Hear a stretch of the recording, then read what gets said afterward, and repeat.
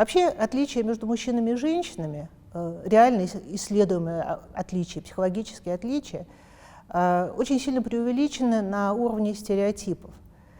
С 70-х годов проводятся психологические исследования, в которых делаются замеры того, насколько отличаются разные психологические качества у мужчин и женщин.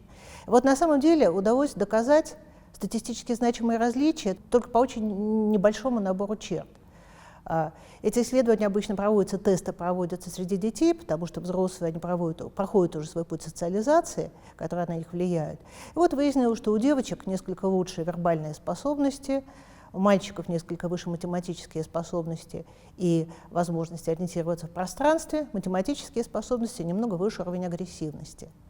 Причем, когда появились метаданные, большие данные, то не подтвердилось и различие в устной речи. Но вот давайте представим себе, что означают эти различия. Про них все хорошо знают.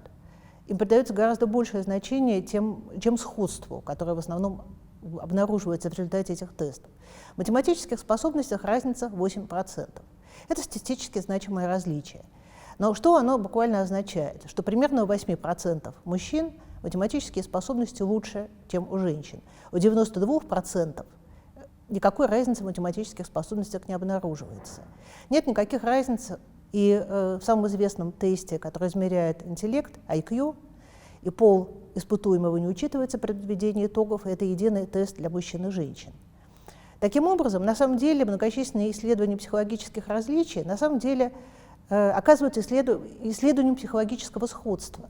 Но вот эта мысль, она очень плохо доходит до общественного сознания. Всегда подчеркиваются именно те небольшие различия, которые все-таки есть, и из них делаются далеко идущие выводы о том, что мужчины и женщины имеют разную природу, что мужчины с Марса, а женщины с Венеры и так далее. Вообще, на примере мускулинности особенно хорошо понятно, насколько гендерные особенности человека – это не природная, а делаемая, созидаемая вещь. Потому что если девушке еще приписывается некая природная женственность, которая, по идее, должна привести ее к правильному женскому поведению, к выполнению традиционной женской роли, вот только готовить нужно научиться, то мало кто скажет, что юноша, мальчик – это уже готовый мужчина. Ему надо доказать свою мужскую состоятельность, проявить какие-то специальные качества.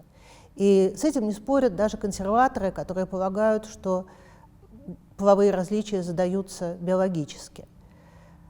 То есть для того, чтобы стать мужчиной, надо что-то доказать. И эти доказательства не всегда могут быть успешными.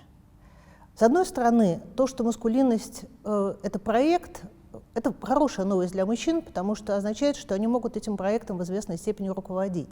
Они являются действительно рабами гормонов или какой-то биологической предзаданности.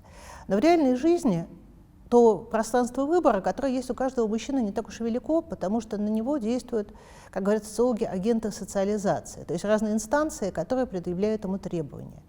Это прежде всего семья, конечно, это школы, другие образовательные учреждения, это специальные институты, как, например, спорт, армия, это группа ровесников и, конечно, это весь масштаб медийной культуры.